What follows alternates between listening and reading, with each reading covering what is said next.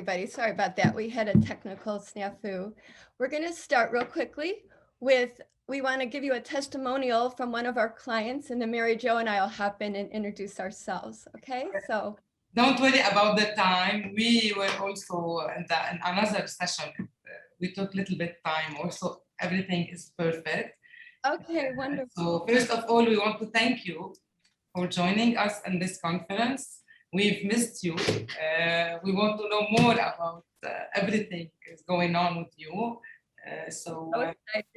We're excited to be here. Thank you. Thank you for all of you. We are ready if you are ready. We have, Viva is here. Can you have her share her ability to share? She's got the films for us. Thank you. All right, we'll see you in a minute.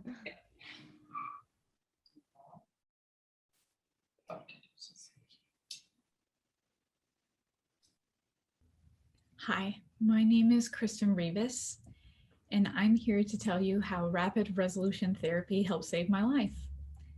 When I was 21 years old, a senior in college, just about to graduate with a psychology degree, I started experiencing really debilitating symptoms. At the time, I didn't know what was causing them. I sometimes had blurred and double vision. I sometimes lost the ability to speak. It seemed like I was having a stroke. My tongue could be swollen and numb. I could have brain fog. I could even have, after blurred and double vision, temporarily lose my eyesight and go blind. I could have slurred speech. But worst of all is that I had violent grand mal seizure-like symptoms. I say seizure-like because every time I went to the emergency room or got tested by doctors, all of my tests showed up normal.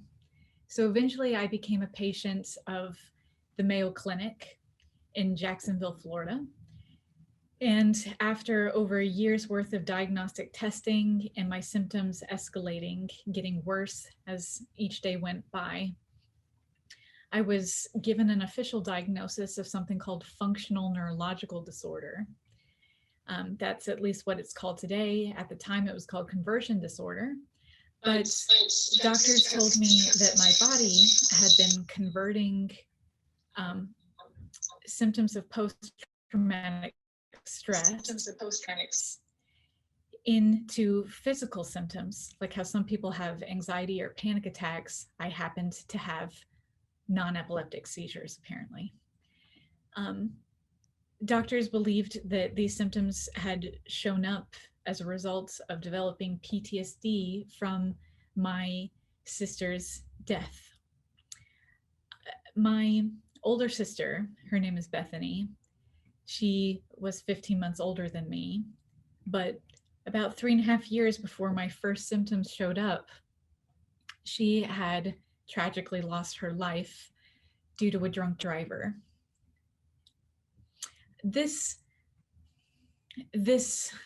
experience of my sister's sudden, unexpected, violent death really impacted me so severely that I actually felt like I couldn't take the time to process it. I handled her death by becoming extremely busy. I committed myself to school and work and activities and clubs and basically maybe slept 5 hours a night. I would have nightmares, but not tell anybody, repeated nightmares every night. My sister died in a new and horrible different way, like some kind of horrible Groundhog's Day nightmare. And I would wake up sometimes 3 times a night with the realization that though I had tried to save her from some kind of horrible death, that she had still died. And so that would happen every night. I started suffering from insomnia and waking up with morning nausea. At the time, I didn't know that my body was in a total fight or flight mode because I was in Army ROTC and I was just focusing on being as busy as I could with my life until all of a sudden one day, apparently, my nervous system broke down. When these symptoms started happening, it was only a few weeks before they got so bad that I had to drop out of college and I could no longer work, and I became an invalid in my home, having to use a wheelchair, the aid of a wheelchair or a four-pronged cane, or wear a helmet for my own safety. That was my life for at least 2 years. I tried all kinds of medication. I tried 6 different kinds of therapy before the Mayo Clinic ended up recommending that I give rapid resolution therapy a try. So, unfortunately, with the previous forms of interventions, I'd used medication and other kinds of therapy, my symptoms escalated. So I started having my pseudo seizures up to 9 times a day. I really felt like the previous therapists that had tried to serve me were intelligent, caring, deeply empathetic people who were very supportive and gave me a lot of practical understanding and tips, and really tried to help me cope with what was going on. They gave me tips, for instance, like to become more comfortable with anger and grief, to allow myself to grieve or be more angry. In fact, to maybe schedule a certain time of the day where I could like beat a pillow with a bat. And I asked, well, how long do you think it would take for me to end up feeling better if I make this a new routine, a part of my life, when I think about my sister dying from a drunk driver? And they're like, well, could be for forever, as long as it takes. It might be a new way that you release stress instead of having seizures. But unfortunately, that didn't happen. I kind of became more hopeless. I became more sad, angry. But rapid resolution therapy was different. Dr. Connolly made me feel so well taken care of. He made me feel like the responsibility of me getting better and having my desired outcome was totally on him. And that was quite a relief already. And he seemed actually very, very confident about the process that we were going to do, how it could help me. And I had not experienced that with a previous practitioner before. And to my amazement, the session was actually pretty interesting and lighthearted. I was laughing most of the time. It was so entertaining and engaging, and it was so cathartic. The session was about 2 hours and 20 minutes long, and it was the most memorable, inspirational, pivotal experience of my life. By the end of the session, I could already tell that I felt better. Previously, I had had seizures with feelings of vertigo that used to offset them from the slightest exposure to movement, like walking backwards or being in a car when it reversed backwards, or somebody moving my wheelchair backwards, or seeing something zoom in or out. That would always set off an episode of symptoms for me. But after my session with Dr. John Connolly, I was able to run around the office backwards, and I felt fine. After 4 months of not having any symptoms, no more panic attacks, no more tics of involuntary movement to my left side, no more seizures, no more waking up with depression, no more feeling. I just felt peace, and I felt a reconnection with my sister, and I no longer felt like the world was a horrible, tragic, dark, depressing place. And so I asked to be trained by Dr. Connolly, and I became a rapid resolution therapist myself. And eventually I was able to share my story on the TEDx stage and gave a TED Talk called The Life-Changing Power of Words. And that now has around over 1.5 million views, I guess. And I've had a wonderful, amazing career of helping men, women, and children over the past 11 years, actually 12 now, I guess. And I've been totally seizure-free, panic attack-free, and I have never relapsed into my functional neurological disorder symptoms again, which is actually pretty rare. So I can't thank Dr. Connolly enough, And I can't encourage you enough to find out what rapid resolution therapy is all about and how it could change your life, your practice, but especially your clients' lives. And every life your clients touch, it could have an amazing impact on the world. So check it out. Thank you.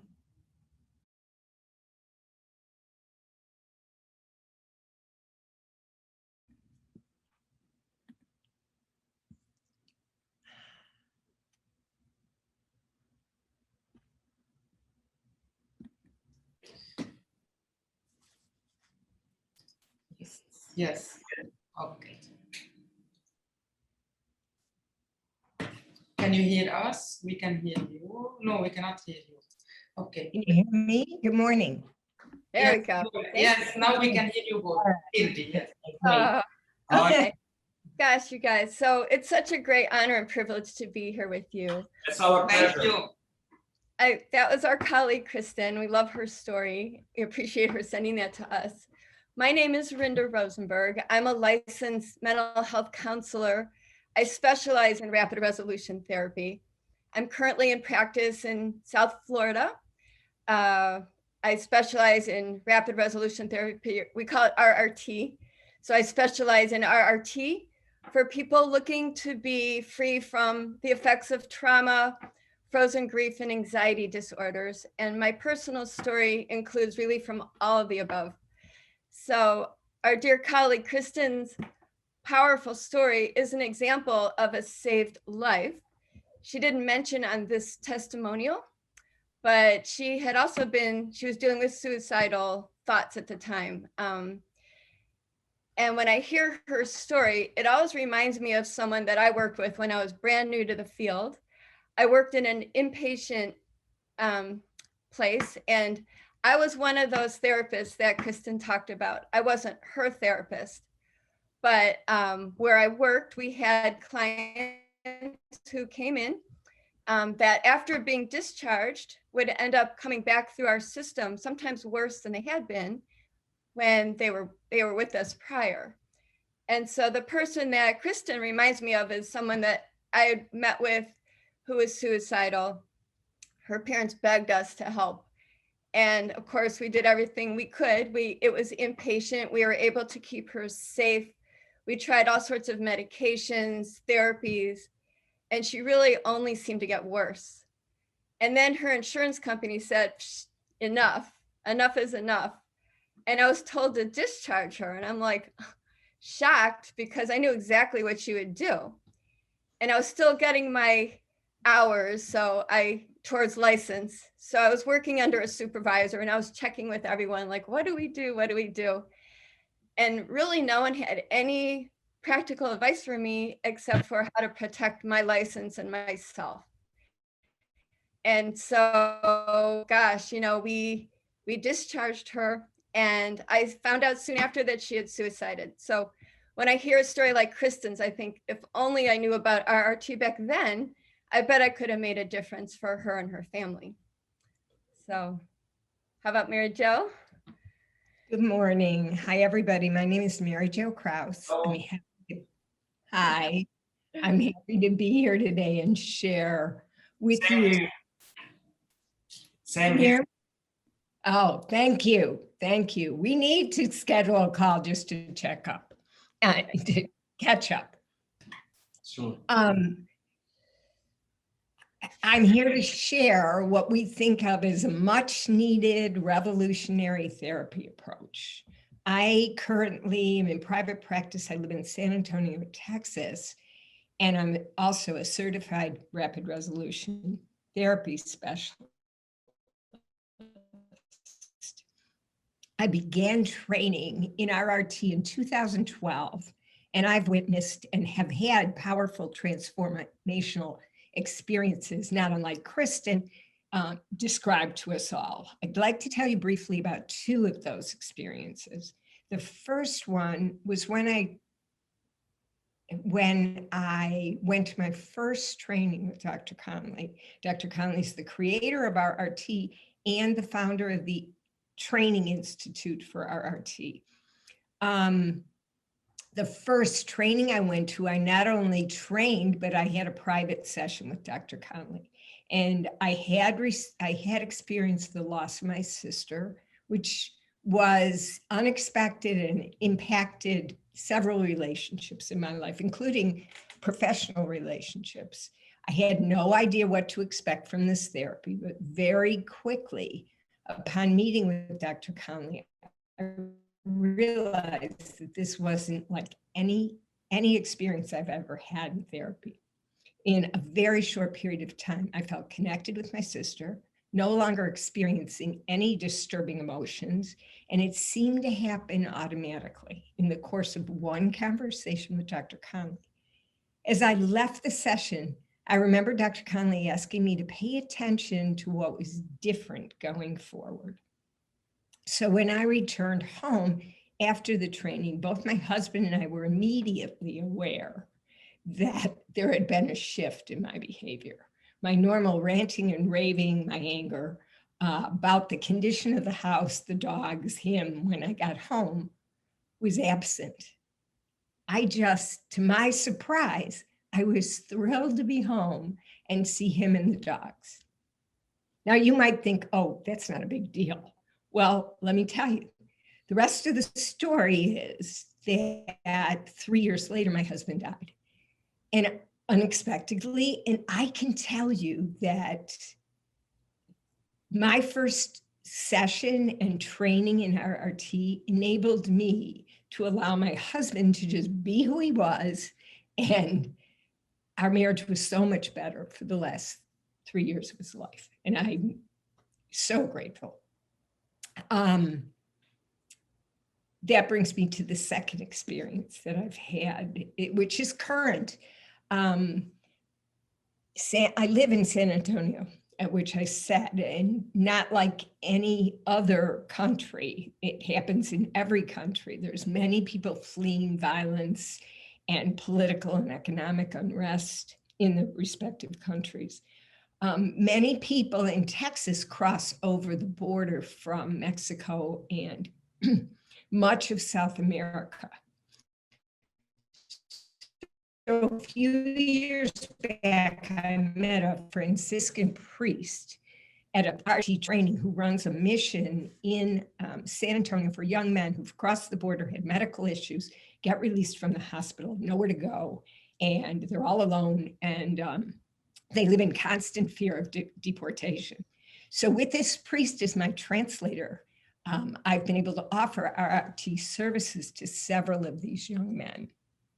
Most recently, I had an opportunity to meet with one of the young men and I saw the light come back into his eyes as he smiled at me. He was just, like back. And I heard a few days later that the nightmares had completely stopped. So all that being said, over the next hour, we're going to share what makes RRT different and so very powerful, and show you some actual clips of Dr. Conley's work with clients. If we have time at the end, we can share a little bit more about our personal transformations. One of the benefits for both Renda and I from having immersed ourselves in this modality is that we've both had a tremendous effect. It's had a tremendous effect on our own mindsets. Sorry. I doubt that we'll have time for questions at the end, but we'll provide the RRT website and contact email address at the end so you can get any questions answered that you may have. Thanks. Renda? Oh, thanks, Mary Jo. So one standout feature of RRT is how we view our role as therapists. You heard Kristen mention how relieved she felt when Dr. Conley put it on himself whether or not she was going to have a successful session. So that completely took the pressure off of her. So no matter what it is that makes a client feel stuck and troubled, the RRT practitioner accepts full responsibility for the success of a session. So not only that, we also give the client full credit for any success. So our goal is to create a transformational experience, one where not only does what they had been experiencing is keeping them stuck disappear, but they're also able to experience the power of their own minds making that happen. So what we do is create what I like to think of as like the background or background music, so that it all happens just automatically and naturally for them. We also treat each session like it's our only opportunity to make a difference for them. So even if we end up seeing them a few times, we intend that each and every session is successful in making a difference. So how we view our role when we're with the client is one hallmark of RRT. Another is how we think about how the mind works, which Mary Jo will tell us about. You're mute. You got to unmute. There you go.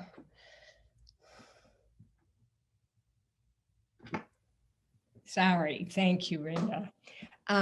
Yes. Another aspect of RRT that sets it apart is the way we view how the mind works. The RRT perspective on the mind is to think that sensation, thought, emotion, habit, and impulse are created by our inner mind, outside conscious awareness. This is an unusual way of thinking.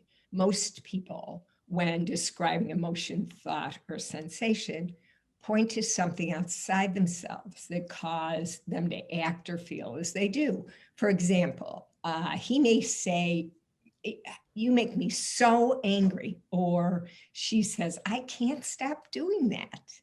With RRT, we ask the client to think with us that it is their mind outside of conscious awareness that is causing the thoughts, the emotions, and the sensations, not what is happening outside of them. The mind creates thought, emotion, sensation in order to take action in the world. That is in order to survive and thrive.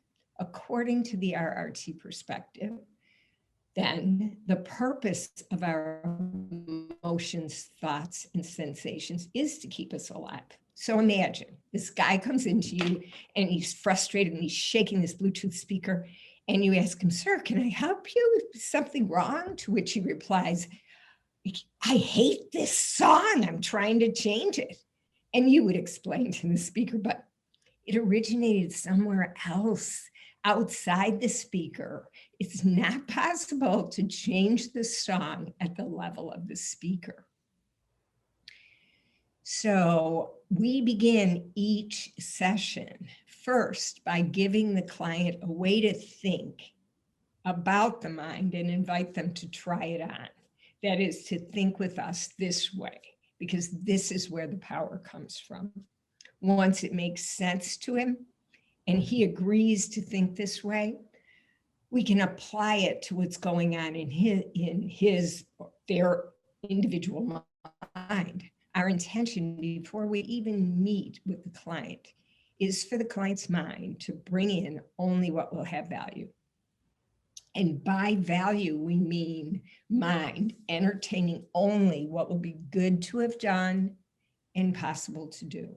Their mind will attach interest and appeal to those things that will bring pleasure and satisfaction to them automatically. So we have this perspective in mind as we learn about what's going on for each client. We don't need any kind of intake assessment. We can just find out from them what's going on currently that has been troubling them. With the RRT perspective in mind, we don't see the client's mind necessarily as integrated. We see them as having a very advanced mind, but where only one facet has advanced. The rest of the mind can be seen as more primitive. So her mind contains these two different competing operating systems, two systems that understand and process things in very different ways. And they don't always know how to make sense of one another. This is why things can get so problematic for people. We kind of look at our clients like it's amazing they made it to our office and what they've accomplished by even getting to where they are, considering what they were dealing with. So to us, there's no such thing as a resistant client. There's no such thing as one who's not motivated. What there is are the two systems that people have to deal with.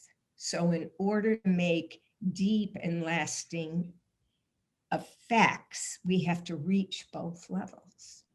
So Renda's going to tell you how we do that. Okay. So as we see a client, or as I see a client, I see her with, of course, this conscious logical mind, a conscious logical self even, which she would refer to as I.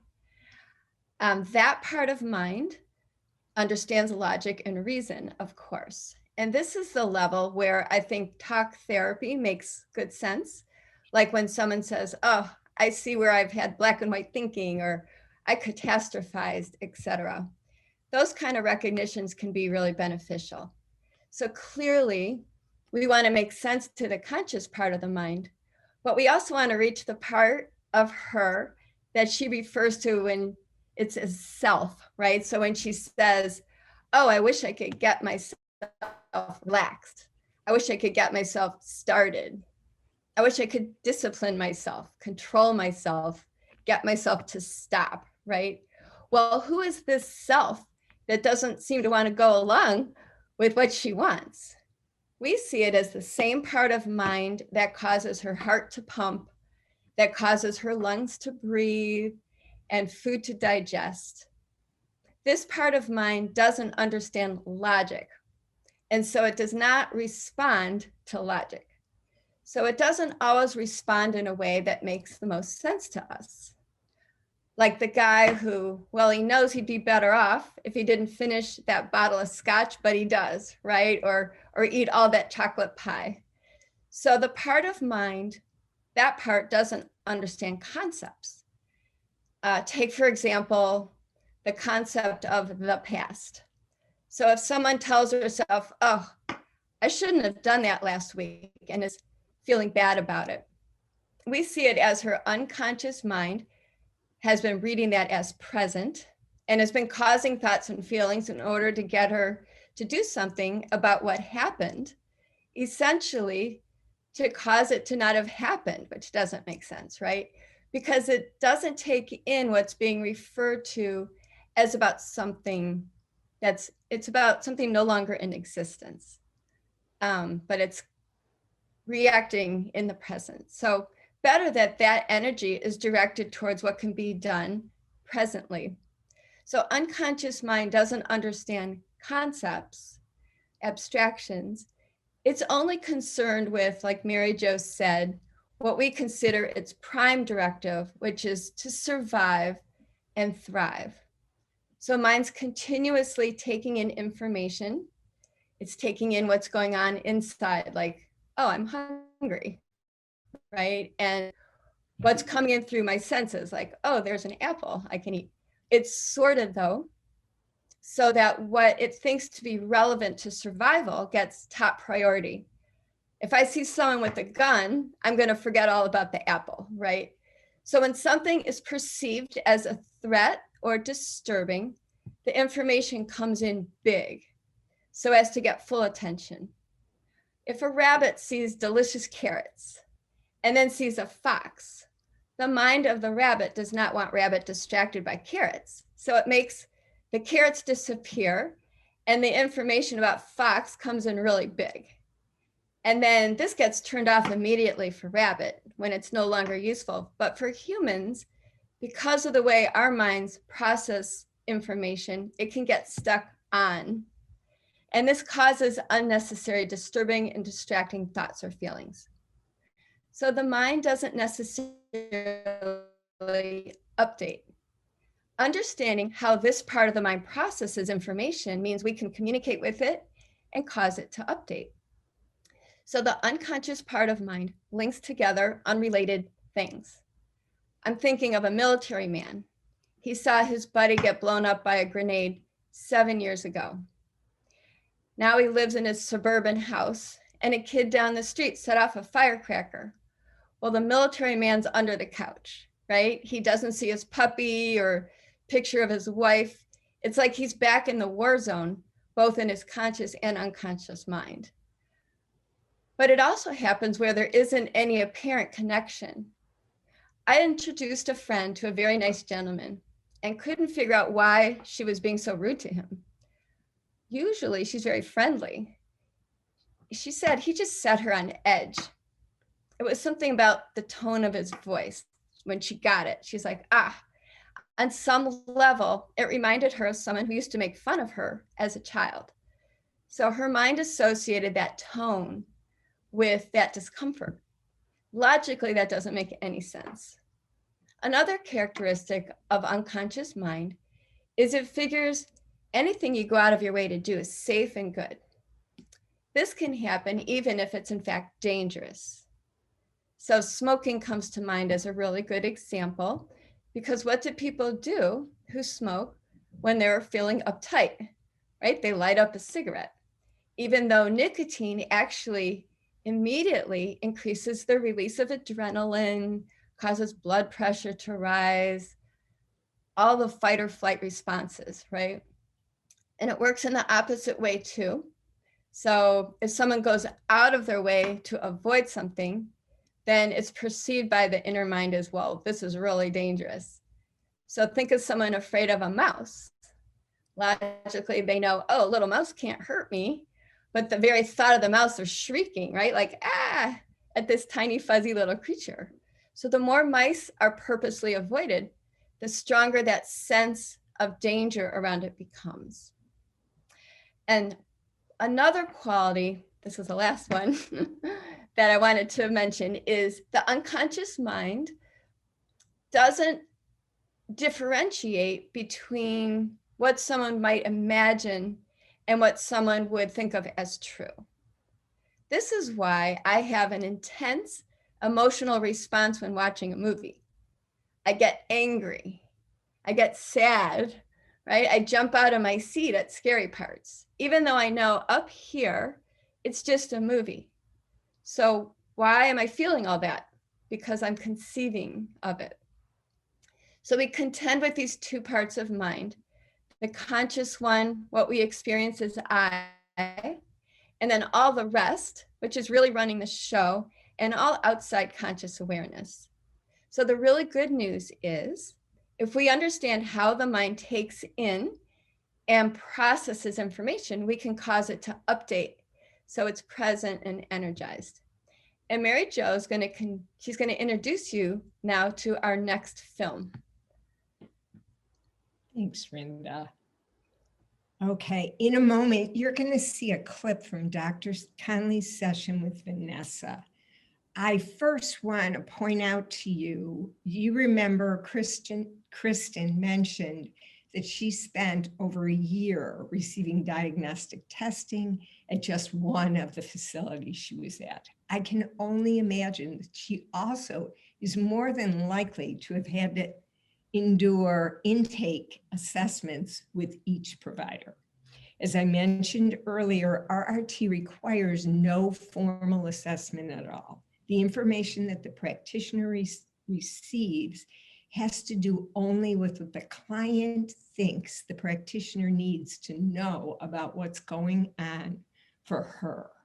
An RRT practitioner is highly skilled in getting to the heart of what's going on for the client, as well as staying connected and keeping the client present so that they don't get drawn back into their own story. Often people expect when they come to see us that they have to share all the sordid details of their life before treatment even gets started. You'll see in this film, this clip, that Dr. Conley causes her to be emotionally present, feeling okay, and then maintains that emotional presence throughout as she remembers what happened, and that gets it cleared up. Just a heads up about this film, and I apologize ahead of time. The beginning is difficult to hear. So basically, I'll tell you, Vanessa was 13 when she was molested by a cousin. She got pregnant and had an abortion. Her cousin didn't get in trouble, and she was punished severely and expresses feelings of guilt and resentment. So I hope that's helpful if it's difficult to hear. So Viva, if you're there.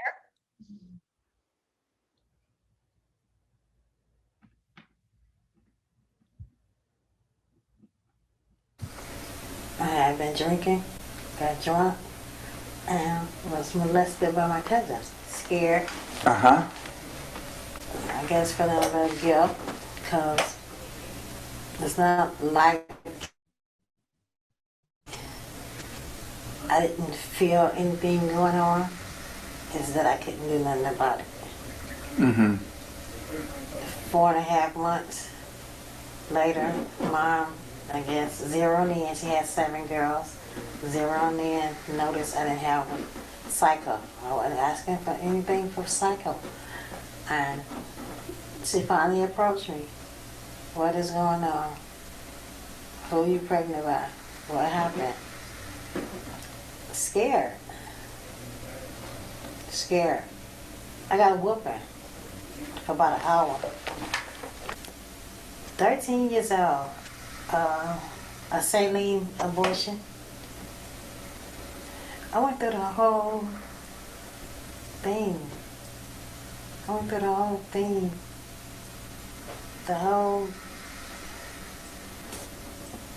whole process. Did nothing happen to him. Absolutely nothing. Can't get no whooping. I don't even know if they talked to him. Absolutely nothing. So it really seemed wrong, didn't it? Oh, wow. So wrong. Mm-hmm. So wrong. We wasn't consenting. I wasn't in agreement with this. This is not what I wanted. Mm-hmm. Then I go through all this and nothing happens. Absolutely nothing happens to him. Nothing. The thing about it is that he's a family member. He older than you? About 2 years. Mm-hmm. We have family gatherings. We had a family reunion for the last 38 years. I'm going to think about that guy, and I'm going to say some words, and you think about cousin and repeat the same words that I say. We're just thinking about different people. So here we go. He messed with my body. He messed with my body. He hurt my body. He hurt my body. He hurt my feelings. He hurt my feelings. He confused my He thoughts. confused my thoughts. He didn't get near who I actually am. He didn't get near who I actually am. He hurt my body. He hurt my body. He hurt my feelings. He hurt my feelings. He didn't touch who I really am. He didn't touch who I really am. He never touched who I really am. He never touched who I really am. He never touched who I am. He never touched who I am. He never touched me. He never touched me. He never touched me. He never touched me. There you go, bingo. And that makes some sense, doesn't it? Yes. Yes. Oh. Makes a whole lot of sense. Now, the reason that the mind creates emotion in the zebra is to get it to do something. It's the only reason it would bother. The reason mind creates emotion in a human is to get the human to do something. But the part of the mind creating the emotion is the primitive mind that's not any more advanced than the zebra. So it tries to get us to do things that don't have any appropriateness in the situation we're in, like bite other people. But That's why people's faces get red and their jaws go out. So it's trying to do, and not only does it do that when the thing is right in front of the guy, but then it does it the next day and there's not even anything there. So people's minds are like discombobulated from that. So you already understand that. I need to get the information that you already have to go in so a primitive part of your mind has it as well as you. And to do that, I'm going to have you again repeat words because it works for a primitive mind. These are going to seem silly, but inside they light up and work. Make sense? So here we go. There were 2 world wars. I'm going to say, well, then where is World War VII? And you say, it doesn't exist. Hey, where is World War VII? It doesn't exist. Good job. Now, we see this guy, he's searching all over the place, and you say to him, sir, can we help you find something? He says, yes, I need to find the Civil War. And you say, well, there certainly was a Civil War, but you ain't going to be finding it Right. because, yes, it happened, but it doesn't exist. It doesn't exist. So I'm going to say, hey, where's the Civil War? It doesn't exist. Where's World War VII? It doesn't exist. Now, if something doesn't exist, what does it mean? Nothing. Nothing. What does World War VII mean? Nothing. What does the Civil War mean? Nothing. What do I need to do about the Civil War? Nothing. Good job. Okay. That guy who beat me up when I was 12, where is it? It doesn't It exist. doesn't exist. Well, what's it mean? Nothing. What do you need to do about it? Nothing. There we go.